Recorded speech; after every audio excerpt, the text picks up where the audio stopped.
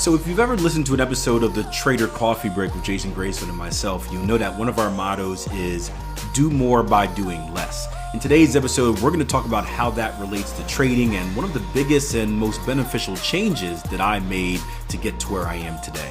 By the way, if you haven't done so already, check out my YouTube channel, Akil Stokes, daily videos, weekly videos, lots of trading content to help push you along your journey. Hello, you podcast fiends. Welcome back to the Trading Coach Podcast. I say that with the utmost respect. I just spoke to a trader a few days ago who spent the holiday break going from episode 0 to episode 593, I think, of the Trading Coach Podcast. And he was updating me on the way. And I said, hats off to you, man. I don't know how you can withstand that much Akil in that short or condensed period of time, but please contact my wife because she gets sick of me pretty quickly, and I'm sure she'd love to hear the secret of dealing with me. But in all seriousness, thank you for you guys for supporting the show. It's still crazy and amazing that you tune in for this long to listen to what I have to say, and I'm glad that you're finding it inspirational, empowering, and encouraging. Today's podcast comes off a conversation I'm actually having currently on the Tier 1 trading chat. I'm here in the office in the afternoon. I've got a trade on, so I'm watching it because it's at a point where it might need to be managed. And I'm on the chat, hanging out, speaking with a few traders, catching up on how the beginning of their trading year has gone.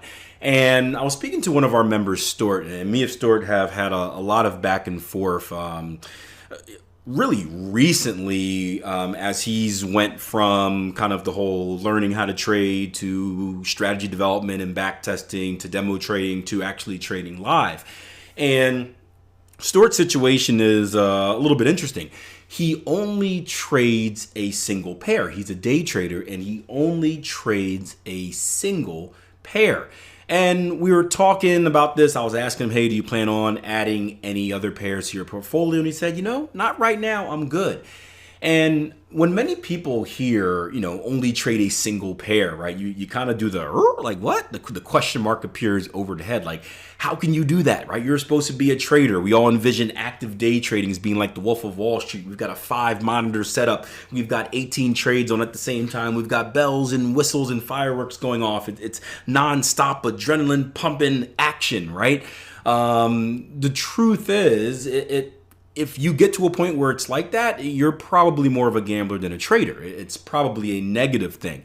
And I remember back when I first started trading, I wasn't day trading yet, but even as a swing trader, I was watching 20 pairs. And I actually got reminded of this morning, right? Every day I do a top-down analysis. I do mainly an analysis of my portfolio, my trading portfolio, which is 9 pairs. But then I also go through a handful of other pairs in preparation for the live trading room. Because in our live trading room, we watch more than just what I want to look at. I want to show the best opportunities that are in the market. I want to show diverse opportunities as well. So I just don't want to show pattern trading. I want to show continuation trading. I want to show counter trend trading. I want to show some trading using structure, trading using volume, trading using this, trading using that.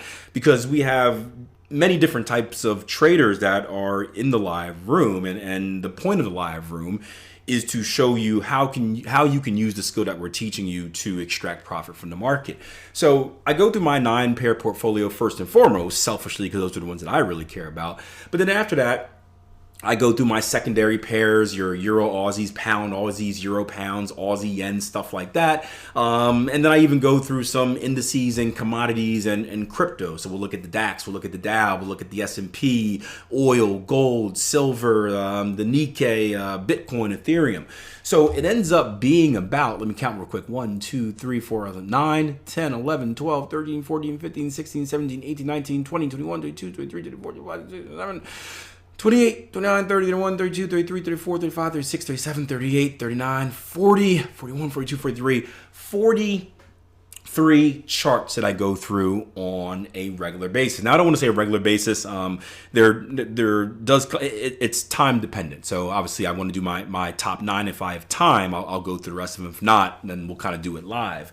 But the point is, I was going through those 43 pairs this morning, and by the time I got about halfway, by the time I got to about 15 or 20, I felt mentally fatigued, right? I was sharp as always at the beginning. I know these pairs. I know what I'm looking for. This, that, this, that, this, that. By the time I got to halfway point, it felt like I was going right through the motions. I was getting lazy in my analysis. And this is something that used to happen when I would trade 20 pairs, right? Of course, you start off day one, you're all excited, you do things the right way.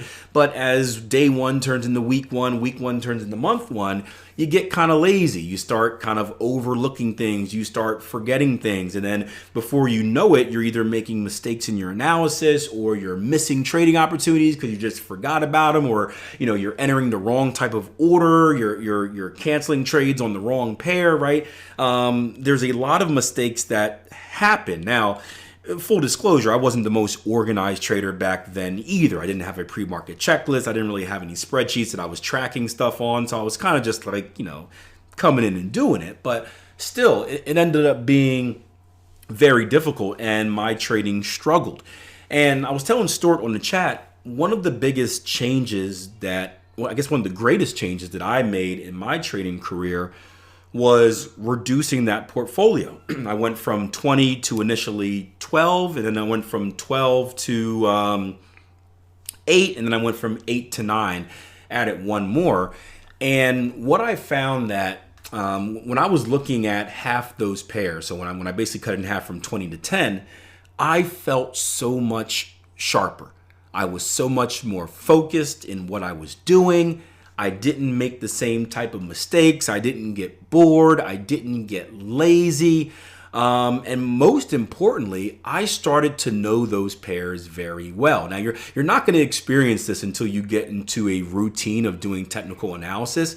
But I say this time and time again, right? The markets don't change all too much, right? If you do a good job of overall market analysis at the beginning of the week, you'll notice that the remainder of the week is essentially just an add-on. They're typically the same levels of interest that you had on, Monday or Sunday night. They're still going to be there on Friday. They'll probably still be there the next week. So things don't change too much. You're basically just kind of doing the bulk of your work and then kind of adding and tweaking and making adjustments, small adjustments from there on. And you start to understand these pairs really, really well. You start to understand their tendencies, and that gives you an edge. And I was telling that to Stuart. I said, what you're going to realize about this pound dollar, the only pair that you trade, and we had another trader on the platform, Tony, who had he only trades the pound yen. And he started relaying to us, right, the coaches, so much information on the pound yen that we added to our analysis because, hey, like, he was a master of the pound yen. Traded nothing else, only the pound yen. He knew the little tendencies that I didn't even know existed because all of his energy was spent on that pair. So I told Stuart, I said, what's going to happen is you're going to notice that you're going to start noticing these small little details about that pound dollar that other people don't recognize. Like, what type of reversals does it favor? Is it a pair that is very directional after breakouts, or does it run out of steam quickly? What type of Fibonacci levels does it like coming to? What area of structure does it go to? What type of consolidation does it favor best, right? And these little details are going to be massive clues because he trades it in different type of way, in different types of way, right? Instead of trading a large portfolio and only trading one strategy, he trades a very small portfolio, but he can do counter trend, he can do trend continuation, he can do consolidative trading. Basically, he can trade it any way he desires. It's just only on that one pair. And I think it's pretty cool. And the understanding that he's going to gain from that one pair is going to be very beneficial in the future of his trading development, whether he decides to stay with one pair forever or whether he decides to expand and add one more or two more, right? The point is he doesn't need to rush. He can do everything he needs to do from a single pair, and he actually has a pretty high frequency of trading opportunities as well, just during his trading style and how he attacks it. So it's pretty cool. And another thing, just to add on at the end, right? One of the biggest excuses that we hear with trading is I don't have the time to trade. I can't make the time to trade. And a lot of people, the solution to that is, hey, trade a very high time frame. Right? Trade a very high time frame, trade a daily chart, check the charts once a day and get a signal. And that is doable for a lot of people. But what's cool about Stuart is that he is a day trader. And he decided to take a different approach. He said, hey, I'm going to day trade. I may not have time to pay attention to 20 pairs while I'm doing my day job, but I can certainly pay attention to one. And his routine is that he does all of his pre-market analysis before he gets to work. So he does his analysis before work. He knows exactly what he's looking for, right? He knows exactly the area he's watching. He knows exactly if price action gets to that area, what he needs to enter. He knows where stops are going. He knows where targets are going. Basically, his trade is prepared well before it ever happens. And that's how good trading should be, right? You should prepare well before that trade ever happens. And then the only thing left to do after that is to wait until the thing that you need to happen happens, right? So what he does is after that analysis, in the morning, he goes to work. He just keeps one tab open, right? That way he doesn't have to hide from his boss. One tab open with the pair on it, and periodically checks it. I think he trades 15, if I remember correctly, 15-minute chart. So it's like, hey, every 15 minutes, just click the tab, boom. Are we there yet? Nope. Click off. 15 minutes, click the tab. Are we there yet? Nope. Click off. Man, sounds like my kids.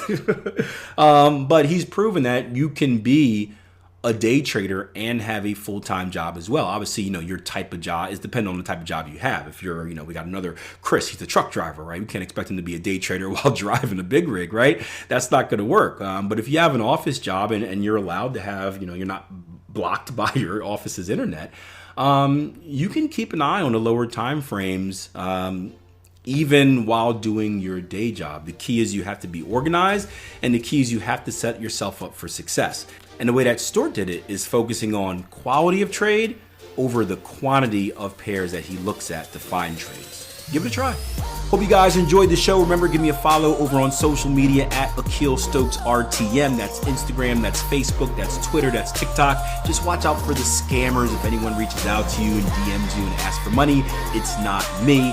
However, after you do follow the real me, feel free to reach out. If you have any questions or comments, let me know. I don't bite, I will answer. And many of your questions actually become episodes of the Trading Coach podcast. That way we can deliver content that traders want to hear instead of just me saying what I want to say.